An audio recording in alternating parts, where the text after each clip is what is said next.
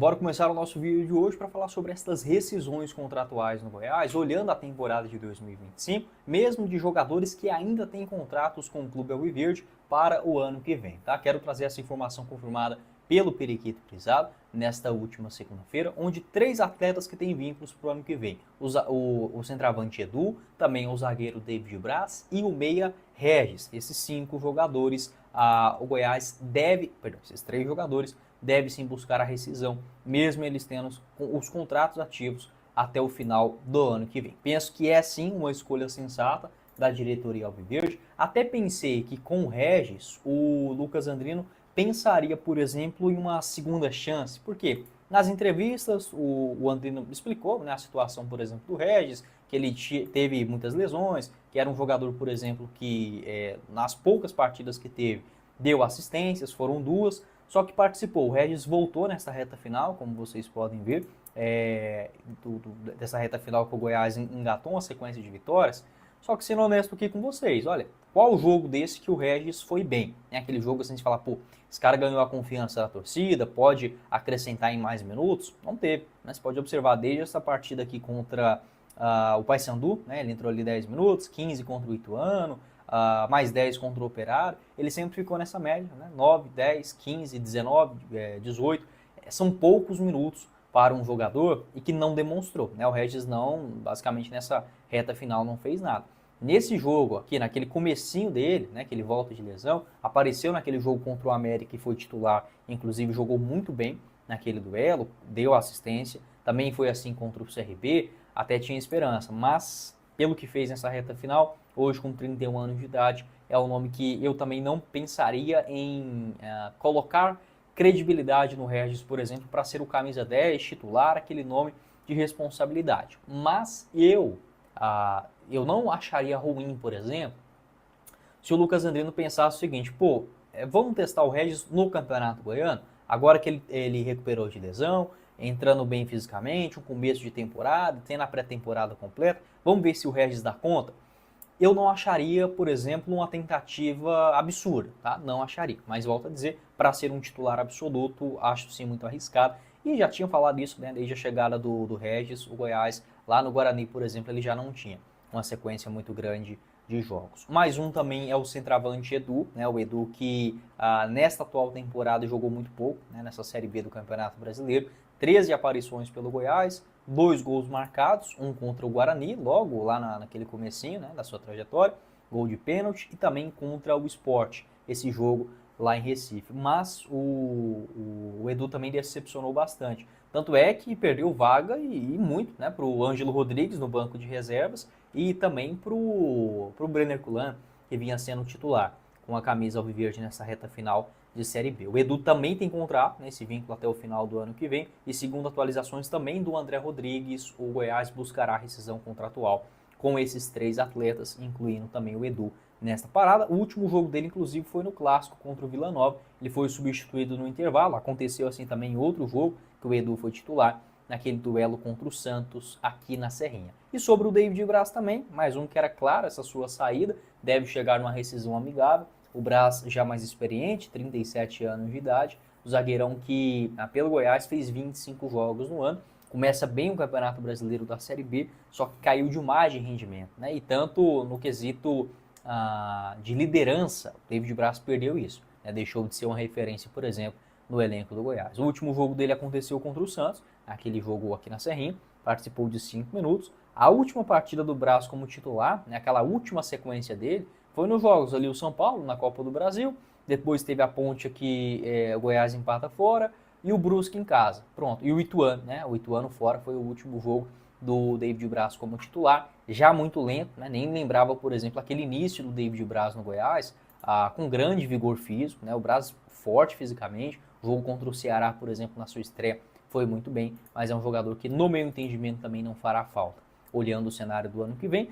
E são rescisões que, claro, acaba custando, né, um valor para o Goiás, já que nenhum empresário é bobo, o cara tem vínculo com o Goiás ainda, obviamente vai exigir uma compensação financeira para essa saída. Pode deixar a sua opinião também sobre esses 3 atletas.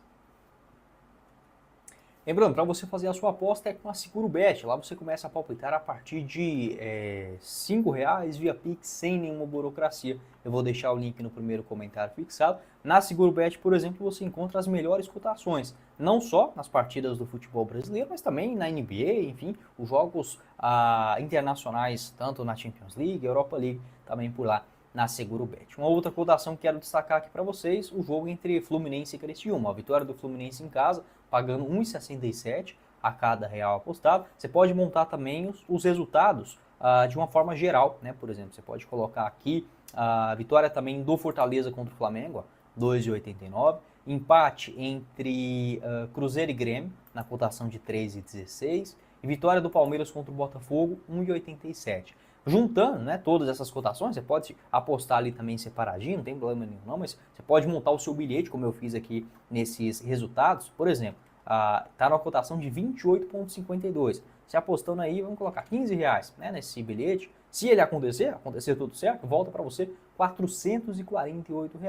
Ou se você for mais cauteloso, você pode colocar, vou só numa vitória aqui do Fluminense e uma do Palmeiras. Vai, uma vitória do Fluminense e do Palmeiras nessa rodada. Ó, tá numa cotação de 3,15 a cada real apostado também em cada uma das partidas. Você pode apostar, por exemplo, a dupla chance, né? O vencedor, o mandante ou o empate, a cotação um pouquinho menor, quem vai marcar o primeiro gol e muito mais. Essas e todas as outras cotações no mundo da bola é com a SeguroBet. Vou deixar todas as informações no primeiro comentário fixado, tá bom? Seguindo aqui no vídeo, falando sobre os outros jogadores, tá? Fazendo um raio-x aqui nesse elenco do Goiás dessa temporada. Abri aqui o site O Gol para mostrar para vocês alguns atletas, tá? Vou até aumentar a tela aqui, acho que fica melhor. Jogadores que têm contratos com o Goiás para o ano que vem. Vamos lá. O goleiro Tadeu tem vínculo. Da mesma forma, o zagueiro Antony, né? O garotão da base. O Diego Caito. O Lucas Ribeiro já está renovando o seu contrato com o Goiás. E só. O David Braz tem vínculo, mas como eu falei ali no começo do vídeo, deve buscar a sua rescisão contratual. O que mais que eu posso passar aqui para vocês no meio de campo aqui do Goiás? Vamos lá. Meio de campo, quem tem vínculo para a temporada de 2025? O Vitor Lustosa, né, tem vínculo até o final do ano que vem. Da mesma forma, o garoto Larson, contrato, se eu não estiver enganado, até 2027. O Regis, né, que busca a rescisão. O Nathan Melo até o final do ano que vem. O Thalisson, garoto da base, também tem vínculo até o final de 27. O Aloysio Souza, o que eu tenho de informação é que ele tem contrato para o ano que vem, tá? Mas deve continuar no Goiás. É uma situação, por exemplo, diferente do Alex que eu mencionei lá no começo do vídeo. E o Rafael Gava, contrato até o final do Campeonato Goiano. Nesse momento, existem negociações do Goiás para contar com o Gava em um contrato maior, um contrato longo, né? Pelo menos até o final da atual temporada. No ataque, né? Partindo aqui agora para o setor ofensivo. No Goiás, o Alejandro tem vínculo longo, mais um jogador da base. O Vitinho também, até o final do ano que vem. O Brenner Culano renovou, é mais um que tem vínculo até dezembro de 25. E o Edu, né? O Edu juntamente com o Pedrinho, que tem contrato até 2027. Então, basicamente isso. Para mim, tá? Quais jogadores eu, né, Guilherme, manteria no Goiás para o ano que vem? Os principais, tá? Olhando aqui os jogadores para serem titulares, enfim, peças importantes na Série B. Eu teria, sim, o Tadeu, claro. Eu renovaria com o Lucas Ribeiro.